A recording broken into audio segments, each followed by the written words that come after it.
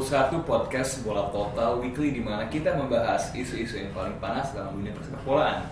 Isu-isu panas seringkali artinya isu-isu paling pop, dan kebetulan kemarin beberapa liga top di Eropa udah selesai. Liga Jerman udah selesai ya, Bayern Munchen. It's not really exciting to talk about that. Liga Italia, it's not really exciting to talk about that juga. Juventus finally won, and you know, emang itu kelas 4 lah ya di liganya masing-masing. Liga Inggris, liga yang paling banyak ditonton di dunia, yang selesai juga. Man City menjadi kampion at the expense of Liverpool. Tapi you know, Liverpool fans, Reds, you like to call yourself Liverpoolians, although most of you are from Liverpool.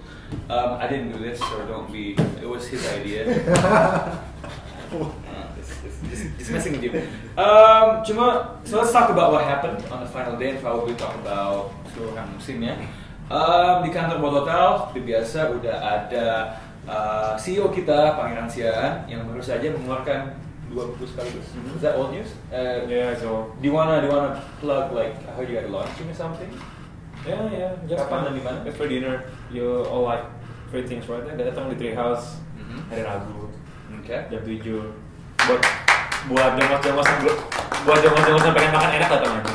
Gratis. Makanannya lebih enak dari nasi Padang tentunya. Ada Etsy yang I don't know, kayaknya dalam beberapa minggu terakhir ini di Bola Total kerjaannya melakukan ini, manajemen emosi. You know? All of the articles are about Liverpool. You know, it's not all bad. You know, we were supposed to be. Sama kayak dengan Robin. Motivasional. And ada editor kita, Eki, yang tak kenapa kayak sedikit senang jualan bokal itu. United! You know, maybe it's because timnya Chelsea, and you know, I think rich people like seeing with people winning. Okay, let's just talk about what happened at the final day ya. But before that, gue agak kecewa sih sebenarnya sama how ibaratnya kalau Liga Inggris musim ini sebuah film ya. I mean, mengesampingkan bias gue atau apa, it wasn't a great ending for me. You know, it was a great opening, it was a great half. Cuman endingnya for me is kind of disappointing. Soalnya ini gue lempar ke lo, nanti kalau lo mau nimpalin juga boleh. Do you think the Premier League was won or was it lost by the team that didn't win? Was lost. It was From lost. a Man United perspective, of course, lost by margin. Tapi I think, well, karena kalau ngomongin gelar Premier League, di rasa orang lebih suka ngomongin Liverpool kepleset dibandingin Man City menangin gitu ya. That's a really interesting choice of word deh, kepleset deh. Kepleset, ya. Literally gitu. Yeah. Kepleset gitu kan. Yang juga kaget ya waktu mereka sudah 3-3 di Crystal Palace, Istanbul yang reverse gitu kan, kayak gitu. I think it's joy to behold. Joy to behold. Gue ingat banget, gue streaming 3-0 menit 75, terus gue tidur bangun 3-3 gitu kan. Pertama gue kayak what the fuck was that happen, tapi gue ketawa kayak gitu. Okay, well, you know what? There's a saying that says like one person's enjoyment is another person's suffering ya. Kalau buat lo kan it's a joy to behold gitu ya. Versi tragis nggak buat lo? Sakit men. Sakit. Sebenarnya Sakit apa sih? yang kuncinya orang-orang bilang itu kekalahan melawan Chelsea gitu ya. Tapi kalau buat gua sebenarnya di Crystal Palace, soalnya kenapa kita bisa kebalap 3 sama itu jadi masalah gitu kan. Kenapa? Iya, gitu ya. Kayak gitu kan. Terus pas 3-0 tuh emang niatnya kan kita harus golin banyak nih gitu kan. Mungkin golin banyak, jadi emang mainnya terus-terusan nyerang-nyerang dan si Crystal Palace dapat lubangnya gitu kan. Genjo mainnya ngebiku banget gitu kan. 2 gol dari Genjo itu saat itu kan. Ya udah deh. Let's talk about the positives, Eki. Oke, kita udah bilang kalau Liverpool kepleset, namun ada pendukung Liverpool yang mencurigakan hatinya sedikit. Man City, masih Premier League Champions atau enggak menurut lo? Kalau lu bilang panas atau enggak, gue bilang panas-panas aja lah. Apalagi dari awal mereka juga bilang sebagai kandidat terkuat kan dari awal. Dan ya pantas aja. Dan buat Manuel Pellegrini ini pencapaian hebat gitu kan, kayak gue seneng ngeliat dia akhirnya juara setelah bertahun-tahun menderita di Spanyol gitu, akhirnya juara. Ini ya, happy for him ya. Iya, gue seneng banget sama dia, buat dia gitu. Karena dia pelatih bagus dan dia pantas dapetin ini, jadi ya menurut gue pantas aja. Okay, now looking at the season as a whole, momen yang paling berkesan buat lo, what was the most interesting story? The most interesting story? Yeah, buat lo. Apart from United coming down ya? Well, I don't know, I sort of expect. Yeah.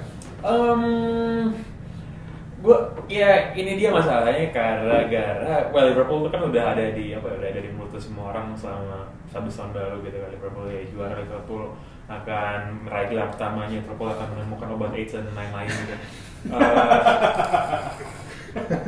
Gue rasa narasi paling kuatnya memang ya gimana Steven Gerrard akhirnya pleset. Gue pengen cari yang lain tapi gue nggak bisa mikirin gitu sih. Nggak gini. Sebenarnya banyak sih. Okay. Sebenarnya banyak dan hampir semuanya itu ada yang bagus sebenarnya. Okay. Lo ngomongin Andre Villas-Boas misalnya, Chat, kan? Ngomongin Sherwood, yang juga ternyata sama kacaunya. Yeah. Lo ngomongin David Moyes yang nggak jelas, lo ngomongin siapa lagi? Lo ngomongin Arsenal, sama gitu. Selalu sama gitu. Ya. Lo ngomongin Alan Pardew yang nyundul David Melo lah. Lo ngomongin Fulham beli striker 12 juta gak pernah dimainin. Tapi itu jelek-jelek semua, gak ada yang bagus. Kecuali Yaya Toure. Oh Yaya Toure tuh masuk. Menurut lo, Yaya Toure, how good was he as a player in the final stretch of the season? Yang pasti gue seneng banget ngeliat dia bisa bener-bener berkembangnya pesat banget setelah pindah ke Inggris itu kan. Kayak kalau lu ngeliat dulu dia di Barcelona, gue gak bakal nyangka kalau dia bisa pakai gini gitu ya. Itu perubahannya itu masif banget dan dia memang benar-benar kayak dulu Patrick Vieira yang di Arsenal dulu lah misalnya. Yeah. Jadi mungkin juga lebih hebat di Patrick Vieira. Bang, ya Toure itu kan selama ini orang selalu pakai kata yang klise oleh pemain hebat, unplayable gitu kan. Menurut gua paling unplayable ya Toure. You just can't stop it. Bola pas Aston Villa tuh lari sendirian gitu kan. Ada 4 orang kerdil gitu yang kejar-kejar dia gitu kan. Dan dia sering banget bikin gitu musim ini kan. Gak bisa dikejar. Udah kayak gitu, it's already gods and men. But anyway, speaking about pemain standout, I think for most of the season, Redzi, that player was Luis Suarez. And but saat Man City udah juara, menurut lo who is the player of the season? Is it still him or? Sebenarnya gue lebih setuju sama Mourinho ya. Mourinho tuh kemarin bilang pemain terbaik itu datang dari juara. Tapi yang nggak Zeko juga.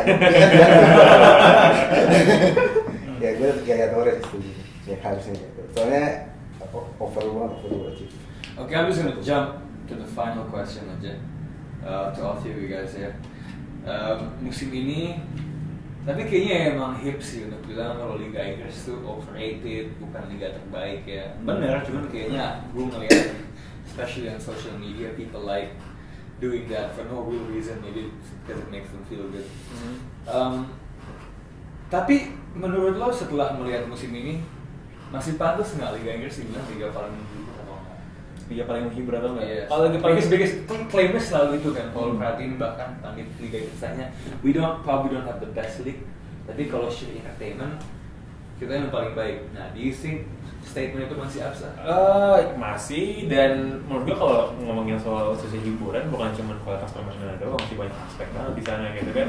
Kualitas yang rendah juga kan. Iya, nggak cuman bagaimana mereka ngemas liganya, bagaimana mereka doing broadcasting, tapi menurut gue kalau dibandingin sama Liga Prancis pas gue nonton final Coupe de la Ligue sih jauh lebih keren menurut gue. Enggak cuma gini deh, cuman pada waktu ngomong Liga Inggris sebagai liga terbaik tuh menurut gue bukan cuma ngomongin kualitas liganya doang sih, tapi kayak gimana ngemasnya.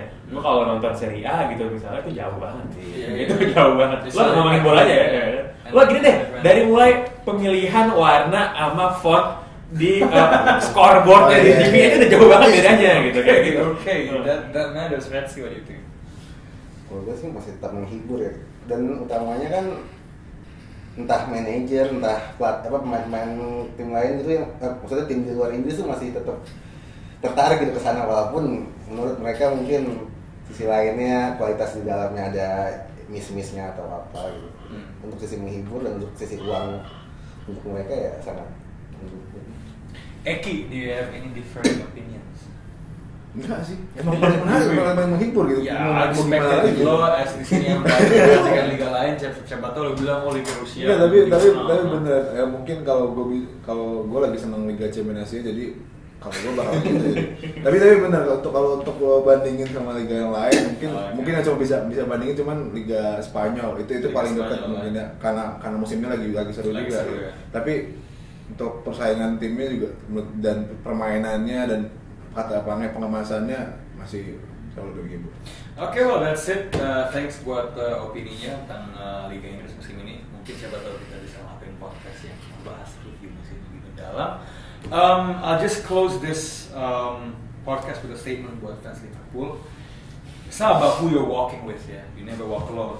You have to watch where you're walking. Okay? So anyway, see you guys next week di podcast Bola Weekly berikutnya.